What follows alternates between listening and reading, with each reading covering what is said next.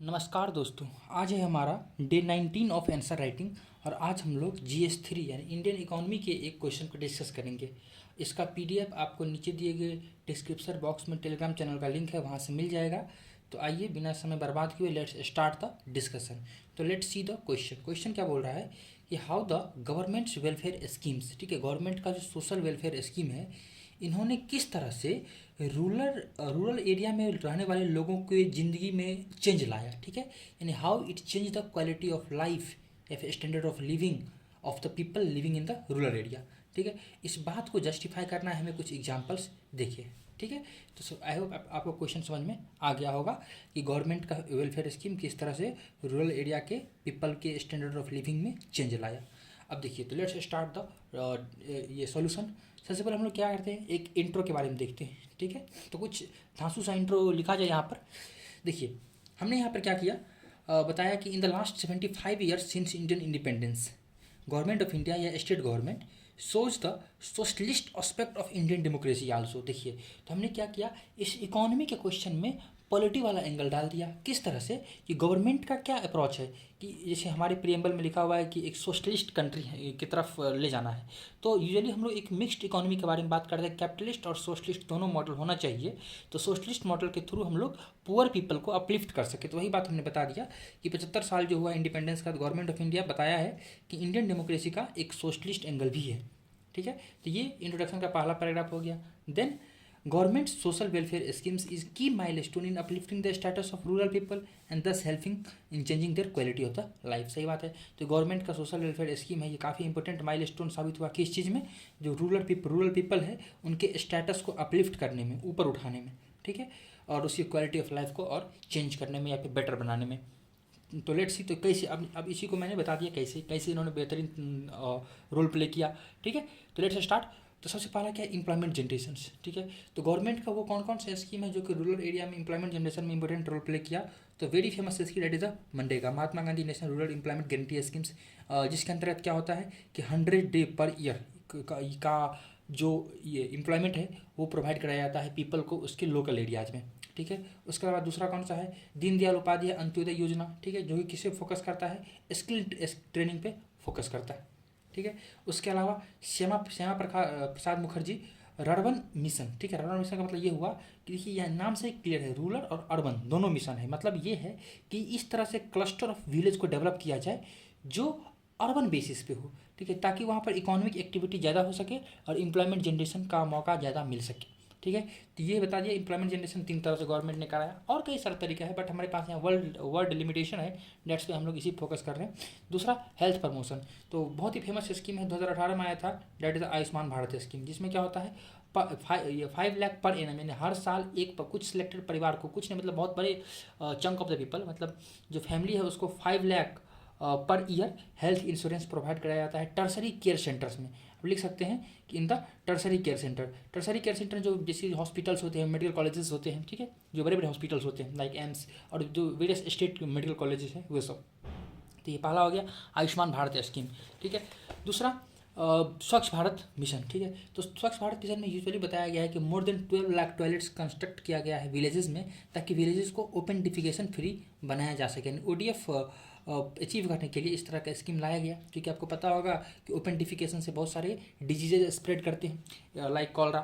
Along with that next one is Har Ghar Jal scheme, जिसको हम जल जीवन मिशन के नाम से जानते हैं, ताकि जिसके अंतर्गत ये प्रोविजन रखा गया था कि tap water every door step पे पहुंचाया जाएगा इन द रूरल एरिया। ठीक है, शायद आप लोग देखी भी हुई ये बात।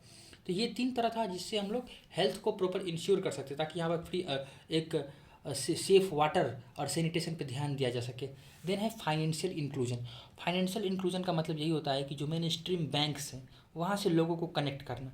पहला है PM जनधन योजना। ठीक है, आपको पता होगा कि जनधन योजना के अंतर्गत क्या हुआ कि DBT का फैसिलिटी लाया गया, डायरेक्ट बेनिफिट ट्रांसफर, जिससे हमारे राजीव गांधी जी बोले थे कि अगर हम 1 रुपया भेजते हैं तो गरीब आदमी के अकाउंट में 0.15 पैसा ही पहुंच पाता है, यानी कि 0.85 पैसा करप्शन का शिकार हो जाता है।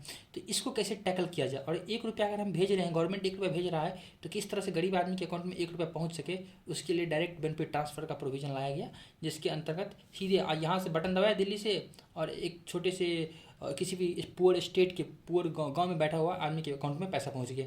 ठीक है। तो पीएम जनधन योजना, जिसके अंतर्गत मोर देन 100 करोड़ पीपल अपना बैंक अकाउंट खुलवाया, ठीक है, to get the benefit of the direct benefit transfer, DBT, ठीक है। तो next one is Kisan credit card scheme, जिसमें क्या हुआ कि किसान को इजीली फाइनेंशियल सपोर्ट यानी क्रेडिट यानी कि लोन मिल जाएगा, ठीक है। उसके अलावा नेक्स्ट क्या है, प्रधानमंत्री मुद्रा योजना, ठीक है। जो एमएसएमई होता है, एमएसएमई का मतलब ये होता है कि जो स्मॉल ये इंटरप्राइजेस होता है, स्मॉल बिजनेसमैन होता है, उसको बिना किसी कोलेटरल्स के, कोलेटरल मतलब होता है जैसे होता है ना गिरवी रखना कोई चीज़, तो बिना किसी कोलेटरल्स का इजीली लोन मिल सके। तो रूरल एरिया में जो स्मॉल बिजनेसमैन है, अगर वो अपना बिजनेस को और जगह बढ़ाना चाहता है तो वो विदाउट कोलेटरल्स, ठीक है, विदाउट कोलेटरल्स वो लोन ले सकता है। दैट इज द प्रधानमंत्री मुद्रा योजना के अंतर्गत ये प्रोविजन लाया गया। उसके अलावा हाउसिंग एंड एनर्जी, ठीक है। तो देखिए हमने क्या किया, दोनों को एक ही पॉइंट में कंसीडर कर लिया। हाउसिंग में क्या है, पीएम आवास योजना, ठीक है। जैसे आपको पहले पता होगा कि इंदिरा गांधी ये इंदिरा आवास एक आता था, ठीक है। तो इंदिरा आवास को का नाम चेंज कर दिया गया, it is PM Awas Yojana, जिसमें सेफ और सिक्योरिंग हाउस प्रोवाइड कराया जाता है कुछ सिलेक्टेड पीपल्स को, ठीक है, जो गरीब है, जो बीपीएल के अंतर्गत आता है। उसके अलावा एनर्जी में बहुत ही फेमस है पीएम उज्ज्वला योजना, जिसके अंतर्गत एलपीजी कनेक्शन प्रोवाइड कराया जाता है वेरियस फैमिलीज़ को, ठीक है। तो ये हाउसिंग एंड एनर्जी के रिगार्डिंग हो गया।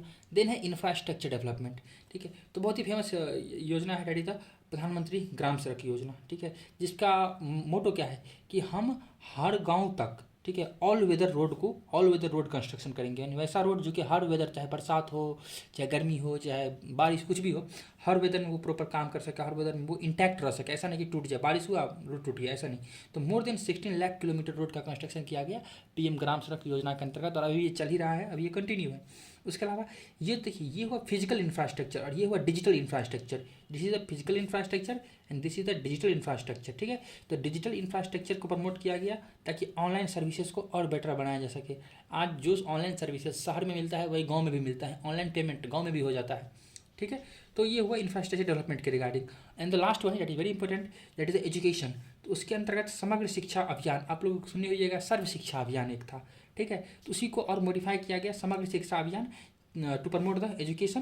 कैसे? By providing the free study materials, free classes. यहाँ पे और मेरे पास वर्ड कम पड़ गया, बट आप दे सकते हैं, दे सकते थे कि जो इंफ्रास्ट्रक्चर था, स्कूल्स को बेटर किया गया है ना, बिल्डिंग्स को बेटर किया गया, वहाँ टॉयलेट का फैसिलिटी प्रोवाइड कराया जाए, गर्ल्स बॉयज़ के लिए सेपरेट टॉयलेट, ठीक है। तो ये सब रीजन हो गया जिसके माध्यम से हाँ, ये सब रीजन हो गया जिसके माध्यम से क्या कराया गया, रूरल एरिया में डेवलपमेंट लाया गया, ठीक है। अब देखिए, अब इसको कंक्लूड करते हैं, ठीक है, कुछ क्लासिकल स्टेटमेंट के साथ इसको कंक्लूड करते हैं कि despite having some loopholes, हम जानते हैं कि गवर्नमेंट का कोई भी स्कीम्स है तो उसमें कुछ लूप होल्स तो होता ही है, तो कुछ लूप होल्स होने के बावजूद भी ये वेरियस स्कीम इन्होंने कोशिश किया कि जो इंडिया और भारत के बीच का गैप है इसको कम कर रही है। बहुत ही क्लासिकल लाइन है कि इंडिया भारत के बीच के गैप का मतलब क्या हुआ, इंडिया मतलब urban areas, urban India, Bharat मतलब रूरल इंडिया।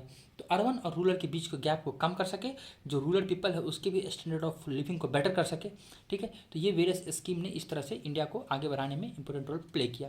Thank you. ये रहा आज का discussion. Thank you very much.